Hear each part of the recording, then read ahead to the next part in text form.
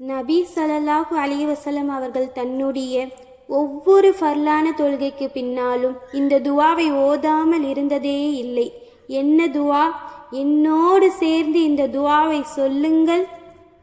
அல்லாஹும்ம இன்னி அலா திக்ரிக வஷுக்ரிக வஹுஸ்னி இபாதத்திக. யா அல்லாஹ், உன்னை திக்ரு செய்வதற்கு நினைப்பதற்கு யா அல்லாஹ் உதவி செய்வாயாக. யா அல்லாஹ், நீ கொடுத்ததை சுக்ரு செய்து நன்றி செலுத்தி வாழ்வதற்கு எனக்கு உதவி செய்வாயாக.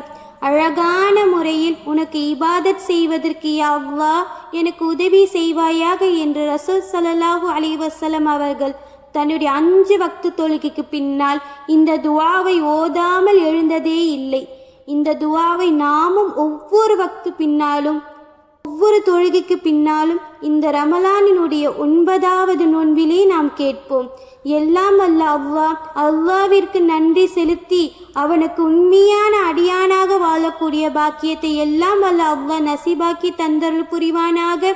அஸ்ஸலாமு அலைக்கும் வரஹ்மத்துல்லாஹி வபரகாத்துஹு.